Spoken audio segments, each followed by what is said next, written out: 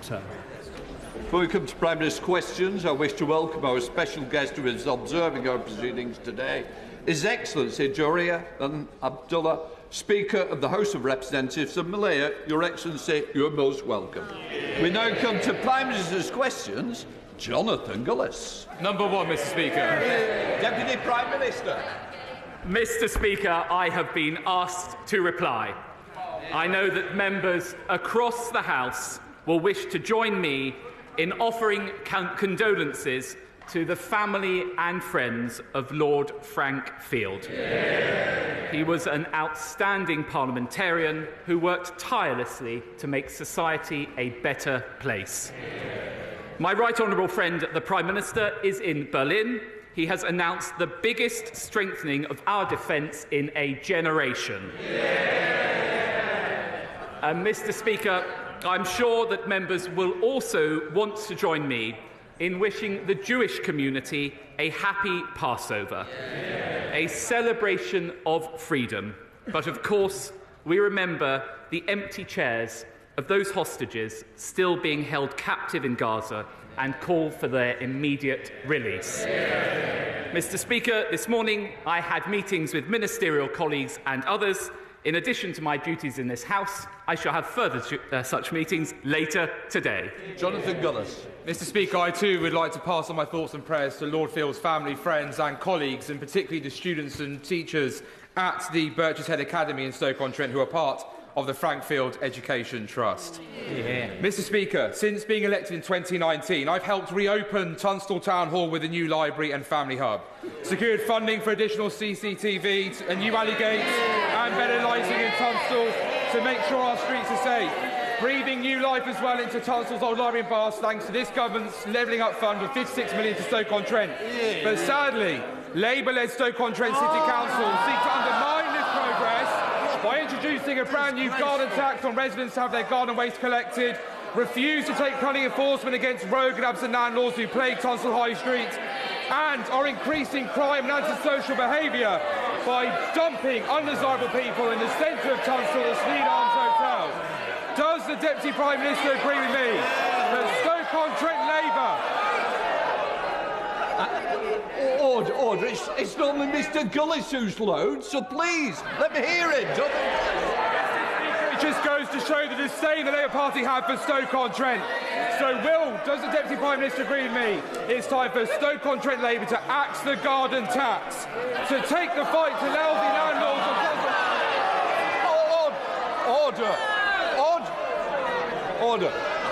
Order. There is a question to be asked, and there is a time in which we ask it. I suggest he puts in for an adjournment debate. I'm sure you've got the answer. Well, Mr. Speaker, there's not much I can add to that. He has ever proved what an excellent campaigner he is for his constituents. And of course, he highlights the same problems with Labour councils across the country, raising taxes and letting services fall into disrepair. And of course, he's totally right to be holding rogue landlords to account. Right, we now come to the Deputy Leader of the Opposition.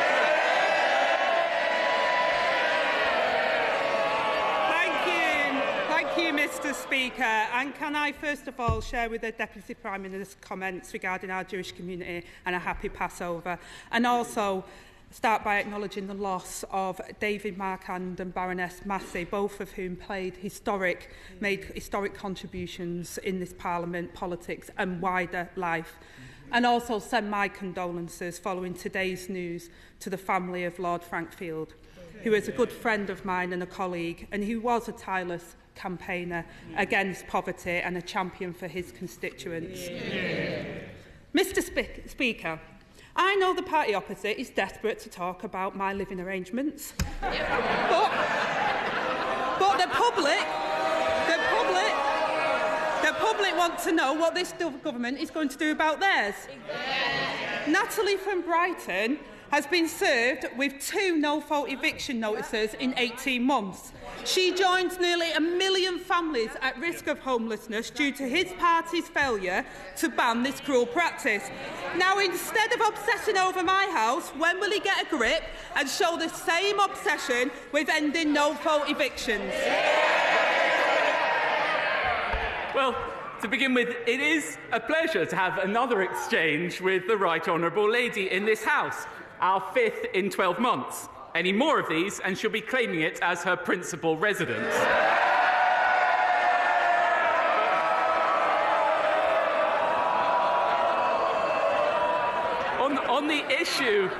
On the issue of no-fault evictions, it may have escaped the Right Honourable Lady's attention, but we will be voting on exactly that matter later today. The Conservative government taking action.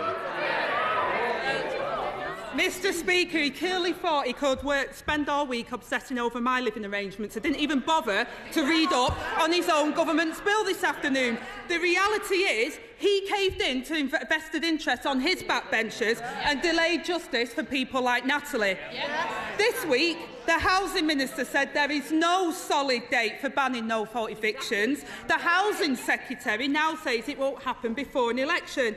So if he can give us a date, can he name it now? I can name the date for the Right Honourable Lady. Today. It's today that this House will be voting on it, and I'm confident that in line with our manifesto, we will deliver on that commitment. Angela Rayner. Mr. Speaker, he clearly hasn't been looking up on his own government bills. But let me turn to another Tory housing failure. Leaseholds are a rip-off and a con. But the government's proposed ban on new leaseholds applies only to houses. The majority of leaseholds are in flats. What's the point on a ban on new leaseholds if it won't apply to flats? Again, the Right Honourable Lady is talking about legislation introduced by this government, which the party opposite totally failed to introduce in their entire time in office. And it's no surprise, because it's this government which has brought social housing waiting lists down by nearly 500,000 and delivered more affordable homes in the last year and the last 12 years than Labour delivered when they were in office. But of course, all of this can only be paid for by making sure that we have a strong economy. And I'll tell you, her policy to repeal every single Conservative trade union law in the first 100 days would open the door to French-style wildcat strikes, sweeping away the reforms that made this country great. And we all know, though, Mr. Speaker, the one reform that the Right Honourable Lady would not abolish from Margaret Thatcher, the right to buy your council house. Angela Rayner. Mr. Speaker, I was expecting a little bit better from him today. He seems to be a bit worn out. Maybe it's the 3 a.m. calls from the bad men that have been keeping him up at night. But he also, Mr. Speaker, he also talks about strikes and the unions. We've had more strikes under this government's watch than any time before.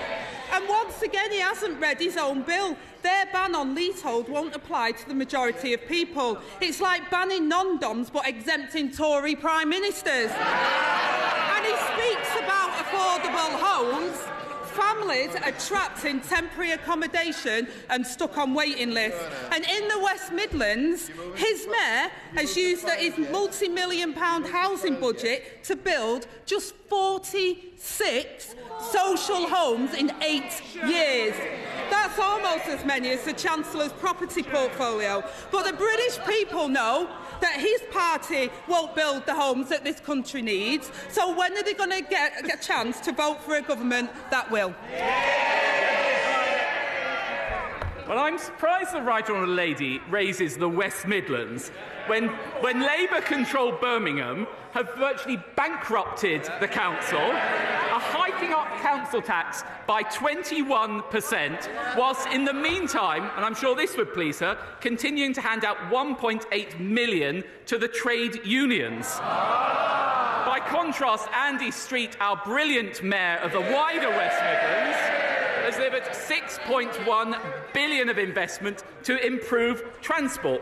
So there you have it, the contrast between the Conservative Party and the Labour Party. The usual political opportunism from her, failing to ask about the issues that really matter. If you want more bins, if you want more bin collections, more potholes filled, lower debt and lower council tax, vote Conservative, because whether it's Ben Houchin in the Tees Valley or whether it's Andy Street in the West Midlands, it's only the Conservative mayors who deliver more for less. Well, Mr Speaker, that's pretty revealing that he thinks that housing isn't an issue for the British people, because I think it really is. And people in glass houses shouldn't throw the stones, because in Birmingham and across the whole of this country, councils are facing black holes because of his government's austerity programme. And I would also warn the Deputy Prime Minister that Tory councils have also faced 114 notices, and Birmingham Council has had over £1 billion taken from their budget from some of the poorest people. More than 16,000 families face losing their homes after the party's mini-budget, Mr Speaker, and mortgage bills continue to soar. Meanwhile, the former Prime Minister parades around the world in a twisted victory lap promoting a new book, saying that the mini-budget was her proudest moment. So since she won't apologise to those families losing their home, will he? Well, what the Prime Minister has done since he has taken office with the Chancellor is to restore stability to our economy, inflation halved and more down to 3%. And as a result of that, in an increasingly dangerous world, the Prime Minister was able to announce his plan for the biggest strengthening of defence spending in a generation. But it should come as no surprise that the party opposite refused to say whether they back it or not, because this comes from the Right Honourable Lady who voted to scrap Trident and install in Downing Street someone who wanted to change the army into a peace corps. There you have it.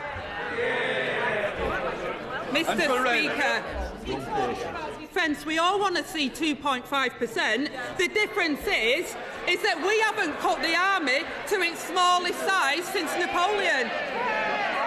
And Mr Speaker, never mind some secretive deep state. Never mind some secretive deep state. It's the state of the Tory party that's the problem. They're in a deep state of sewerage. After 14 years, they failed renters, they failed leaseholders, and they failed mortgage holders. But, Mr Speaker, I read with interest that the Right Honourable Gentleman has been urging his neighbour in Number 10 to call an election because he's worried they might get wiped out. Has he finally realised that when he stabbed Boris Johnson in the back to get his mate into Number 10, he was ditching their biggest election winner for a pint-sized loser?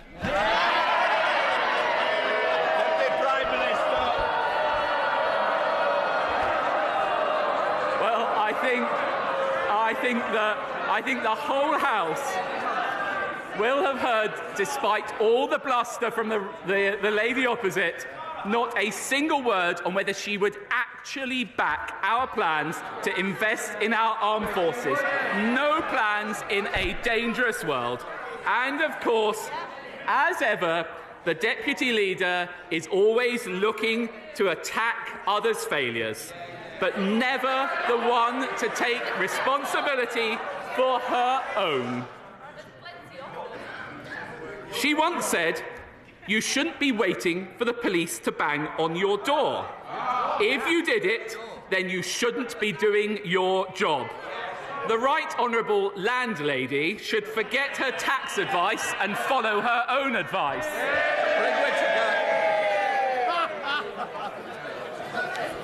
Thank you, Mr Speaker. And levelling up like my friend earlier, in the Calder Valley is absolutely on fire. £196.5 million for hospital reconfiguration, £150 million for flood defences, no fewer than 11 schools being remodelled or rebuilt as we speak. 45 million for 3 town centre regeneration, and Elland is getting a new railway station as well. So does my right honourable friend agree with me that the naysayers around about levelling up need look no further than the Calder Valley to see what a great achievement this government is doing? Deputy Prime Minister. Well, my honourable friend is absolutely right. It's not just the Colne Valley, but it's communities up and down the country. The government is investing billions in infrastructure across the United Kingdom, creating jobs and opportunities in every region. And I know that my honourable friend has been a staunch advocate for the Calder Valley, which is a fantastic example of that in action. It's Leader of the SNP, Murray Black. May I join in wishing the Jewish community a happy Passover and also in sending my condolences to the families of family and loved ones of Frank Field. 2 years ago, when mass graves were discovered in Ukraine, this House united in condemnation and rightly treated these graves as evidence of war crimes which Russia must be made to answer for. Yesterday, Palestinian officials uncovered 2 mass graves outside the bombed hospitals in Gaza. These graves also constitute as a war crime, don't they? Deputy Prime Minister. Well, of course, we would expect the democratic government of Israel to investigate any allegations of misconduct, and that's exactly what they do, and it's exactly what the Foreign Secretary and the Prime Minister urge them to do. But I find it quite extraordinary that she seeks to draw parallels between the legitimate war of self-defence of Israel and the conduct of Russia. Murray Black. 300 bodies, including the elderly and the injured, some of which had been stripped naked, mutilated, with their hands tied behind their backs. The UK's own arms policy states that if there is even a risk that war crimes may be taking place, then that is reason enough to halt the sale of arms. Given all we know, why then is the Prime Minister yet to do so? Deputy Prime Minister. Well, we continue to urge the Israeli government to investigate any allegations of misconduct. The difference, though, is that we can trust the Israeli government, a democratically elected government, to properly investigate those things. And, of course, we keep the advice under review. The Foreign Secretary has recently made it clear that he has conducted a determination and has not changed his advice regarding export licences, and I think that is the correct decision. Colin McCartney. Speaker, the good people of Lincoln who all declare their taxes and pay tax on their profit when selling their second homes overwhelmingly want Lincoln Christmas Market to be brought back after the Labour-run City Council cruelly closed it last year. The Labour City Councils refused to do what the people of Lincoln want. What message will the Deputy Prime Minister send to the voters of Lincoln before next week's local elections? Deputy Prime Minister. I'm afraid that what the honourable gentleman has described is the Grinch in action. That Christmas market, in the home of the Magna Carta, was beloved by local residents. They have totally ignored the wishes of local residents and cancelled it, and they should reverse that decision. Is it Cooper? Thank you, Mr. Speaker. On behalf of the Liberal Democrats, may I also offer our condolences to the friends and family of the late Lord Frank Field and to wish a happy Passover to all those in the Jewish community. Mr. Speaker, unpaid carers have shared heartbreaking stories of how they have been hounded by the DWP and told to pay huge fines for minor infringements on carers' allowance earning rules, all because the government failed to do anything about a problem they have known about for years. Yesterday, Mr. Speaker, one of the Prime Minister's own dementia advisers resigned, saying that this government's treatment of those unpaid carers was beyond the pale. So will the Deputy Prime Minister apologise to all those unpaid carers who have been failed by his government and commit to a full review of the system? Deputy Prime Minister. Well, first of all, I pay tribute to all those unpaid carers. Indeed, I met some of them over the weekend. I know how hard they work and they keep our society functioning through their commitment to us. And that's why we've actually uprated the benefits by £81.90 a week and increased the carers allowance by almost £1,500 since 2010. Now, in respect of allegations of overpayment, of course, appropriate discretion should be shown, but if it is the case that there have been erroneous overpayments, it's right on behalf of the taxpayer to be able to recuperate those. But of course, we'll work with anyone who's struggling with those repayments to negotiate sustainable and affordable repayment plans. Virginia Crosby. Mr Speaker, my Ireland constituency of Ashton-under-Lyne is accessed via two bridges, the Menai Suspension Bridge and the Britannia Bridge. Holyhead is the second busiest port in the UK, but bridge repairs and the weather can result in long traffic queues. To make the most of our Anglesey Freeport and new nuclear at Wilver, a third crossing is vital. And last year, the Welsh Labour government scrapped plans for all new road projects, including our third bridge. On behalf of my Ashton-under-Lyne constituents, will the Deputy Prime Minister use his influence to ensure that North Wales is not ignored by Cardiff and we get that third bridge? Deputy Prime Minister. Well, I know and understand the frustration across Wales, and particularly in the Honourable Lady's constituency, with this state of affairs. The Welsh Government have not prioritised building new roads. They're damaging growth potential in places like Anglesey. They're spending over £100 million on new politicians. And we will work with the Right Honourable Lady to make sure we resolve this. Sarah Jones. Thank you, Mr Speaker. Mr Speaker, the Conservative candidate for London Mayor has promoted Islamophobic tropes online, Shame on her. endorsed the beliefs of Enoch Powell, and claimed the black community has a problem with crime. In the week that we marked the 31st anniversary of the murder of Stephen Lawrence, does the Deputy Prime Minister really endorse these views? Deputy Prime Minister. Well, I think the Honourable Lady knows that she does not correctly represent the views of the candidate. And I find it extraordinary that she raises the issue of crime, because whilst Labour's London Mayor has increased the precept by over 70%, actually, recorded crime has increased 20% in London. That is the record of the Labour London Mayor, and no wonder people will be voting against him. Cheryl Murray. Thank you, Mr Speaker, and I note that I'm the chair of the Fisheries APPG and thank the Government for the recent pollock catch compensation. On the 12th of May, we will see the first ever National Fishing Remembrance Day.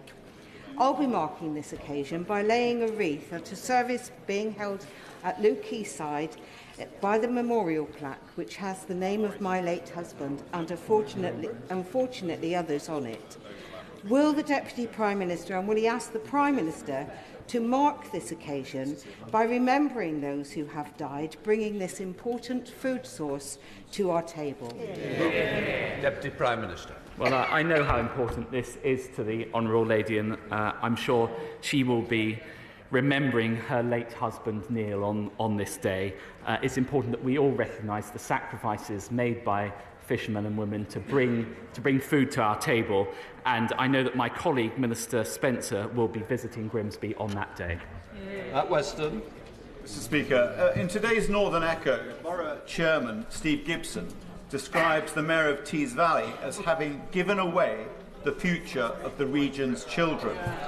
He was referring to the 40% of Tees works with a forecast worth of £500 million gifted by Lord Houchin in a deal to two local business mates.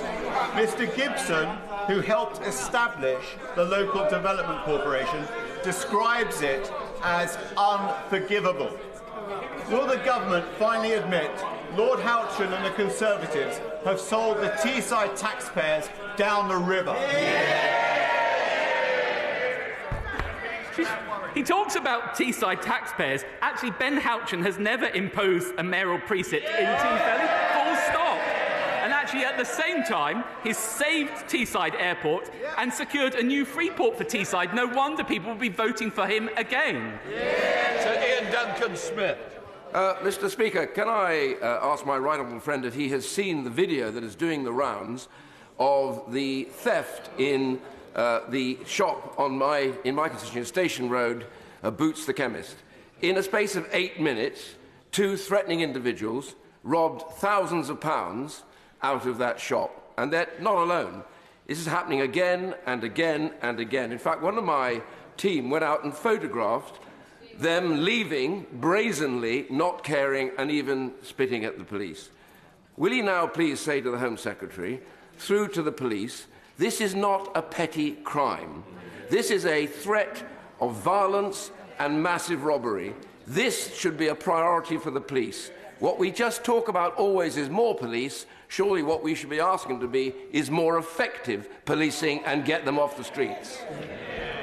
Deputy Prime Minister. Well, I think my right honourable friend is absolutely right to highlight this, and often it's the allegedly lower-level crimes are the ones that cause the biggest impact on communities. And I know that my right honourable friend, the Home Secretary, has been very clear on that point, and I will make it to him again. Is also why we're rolling out a range of crime prevention measures through the Safer Streets Fund, improving CCTV and street lighting, and we introduced the Police Crime and Sentencing Courts Act, again to give greater powers to the police to deliver tougher sentences for more serious offenders. Jeff Smith.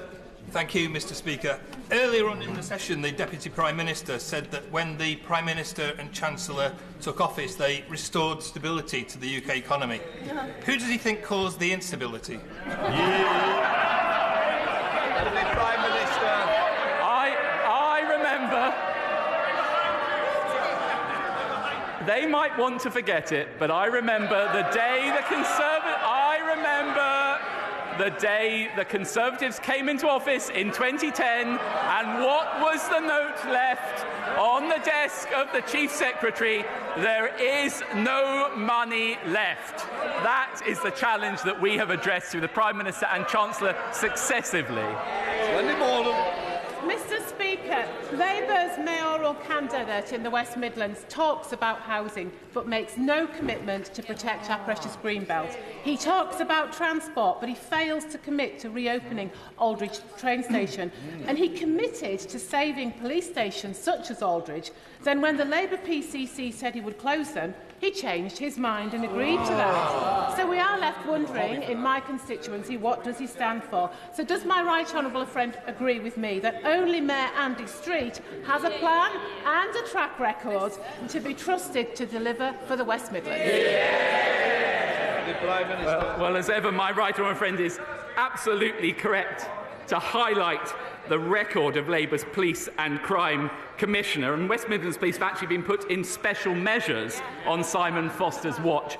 And when it comes to the Greenbelt, we've all seen the new wheeze from the Labour Party, redesignate Greenbelt, Greybelt and concrete all over it. Well, the Conservatives will not allow that to happen, and people up and down the country will vote Conservative to stop that happening. Thank you, Mr. Speaker. Conservative ministers like to blame strikes and the pandemic for the appalling waiting times in the NHS. The Blackpool Teaching Hospitals Trust hasn't hit its target for seeing patients in A&E within 4 hours since 2015. Before the strikes, before the pandemic, but 5 years after the Conservatives came to office. So who does the Prime Minister, the Deputy Prime Minister, blame for that? Deputy Prime Minister. Well, the party opposite like to pretend the pandemic didn't happen, and they like... That is the cause of the biggest pressure on the NHS, and they complain about NHS performance whilst backing strikes by doctors who unreasonably want a 35% pay rise. And despite all of those pressures, actually, A&E performance has improved in the past month.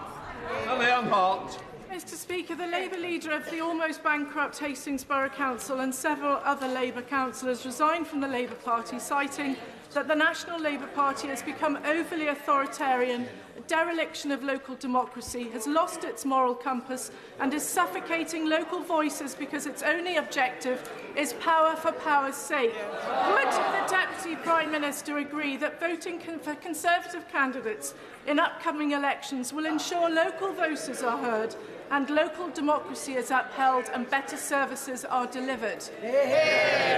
Deputy Prime Minister. My honourable friend is absolutely right to highlight the really serious concerns about Labour councillors in Hastings. This is what one former Labour councillor said. Labour are no longer providing the policies, support or focus on local government. I couldn't have put it better myself. Mary Glendon. Speaker, with thousands of steelworkers' jobs on the line, the likelihood of industrial action and reports of a deal for India to be exempt from carbon taxes, will this government now back this detailed, serious and robust multi-union proposal as the only way to keep primary steel making in the UK? Yeah.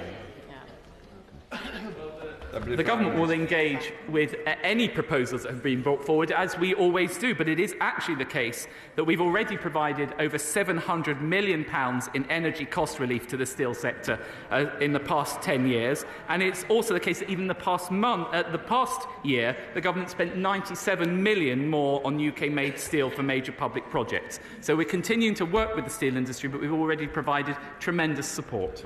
John Barron. Thank you, Mr. Speaker. And I very much associate myself with the remarks of my right honourable friend regarding Lord Frank Field. He was a good man. I very much welcome the government's firm commitment to increase defence spending to 2.5% by 2030, something that will send the right message to our allies and potential adversaries alike. And it's something that the 1922 Defence Committee has been campaigning for a little while. Would my right honourable friend do what he can to ensure, though, that some of that increased money is spent on additional recruitment, including, if necessary, increasing wages sufficiently, to ensure that the Navy can man its ships, the Air Force can maintain its aircraft, and the Army can dominate ground? Deputy Prime Minister.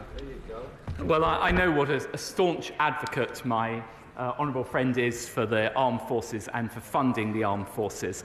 And I think it's something that all of us can take great pride in, that we are putting the resources in now to meet the challenges that the nation is likely to face over the next 5 years. We'll be working through the allocation of that, but it is already the case that in January we had the largest ever number of applications in recent years to join the armed forces. So we're making progress on that. John Warren. Thank you, Mr. Speaker. My constituent Lisa cares for her mother. She works part-time at WH Smith's and so was sure to keep the DWP informed so that she wouldn't be overpaid carers' allowance. But because of a DWP blunder, she now faces a bill for £4,000. Wow, shame. The Secretary of State for Science cares for her career. She works part-time as a woke detector. But when she blundered, calling a top scientist a Hamas supporter, can you imagine? The bill, tens of thousands of pounds in costs and damages, was picked up by taxpayers. Wow. Like Lisa. Why? Deputy Prime Minister. Well, it's this government has uprated benefits for carers, almost £1,500 more. Of course, I think it is the case that her constituents and my constituents, people up and down the country, would expect the government to seek to recover overpaid sums. But of course, we need to do that in a compassionate way, and if people are struggling to make repayments, I know that the DWP will engage to make sure that they have a sustainable and affordable way to make those repayments. Robin Walker. Thank you, Mr. Speaker. Can I associate myself with the tributes and condolences paid to the late great Frank Field? One of his lasting achievements in the world of education is the holiday activities and food fund, something that this government can take great pride in having funded. Can I urge my right honourable friend to use his good offices across government to make sure we secure a multi-year settlement for the continuance of that vital work? The Prime Minister. Yes, well, I know what an important piece of work this is, and his commitment to campaigning for it. We've already provided substantial sums for it, and I'm sure we will continue to do so. Stevens. Thank you, Mr. Speaker. As the chair of the Scottish arm of Feeding Britain, can I thank you and the front benches for their tributes to the great Frank Field. He chaired an all-party parliamentary inquiry 10 years ago on food poverty, and food bank use has increased relentlessly since then. So can I ask the government to consider, in Frank Field's memory, a cross-sector summit with the aim of helping communities to secure the resources to deliver food security programmes at the scale that is necessary. Well, I join him in paying tribute to Lord Frank Field's campaigning. It is actually the case that over the past couple of years we've provided over £108 billion worth of support with the cost of living, including extra cost of living payments of £900 last year. The effect of all of that is actually there are 1.1 million fewer people living in absolute poverty than when the Conservatives came to office. Luke Evans. Thank you, Mr. Speaker. Last week we had the Finance Bill, and in it I noticed a reduction in the capital gains tax from 28% to 24% on residential properties to try and turbo boost the residential market. So will this apply retrospectively? So hypothetically, if you're a Labour frontbencher who could owe capital gains tax, will you benefit from this Conservative tax cut? Well, I've always believed in having lower taxes that everyone pays. Final question, Kate Osborne. Mr. Speaker, this week marks the 5th Lesbian Visibility Week, founded by my good friend, publisher of Diva magazine, Linda Riley. This comes at a time when LGBTQIA women are being let down by this government, and nowhere more so than by their failure to remove the financial burdens that same-sex couples face when accessing IVF. My constituents, Holly and Leanne, like so many others, have been priced out of having a family. So will the Deputy Prime Minister commit to finally ending this gay tax for same-sex couples who want to start a family? Deputy Prime Minister. I would dispute the Honourable Lady's characterisation of this government's record in this area. It was actually this government that introduced marriage for same-sex couples and passed the Turing Law. Now, she raises an important point which I'm happy to take up with the Health Secretary, but the overall record of this government is an excellent one. That completes Deputy Prime Minister's question.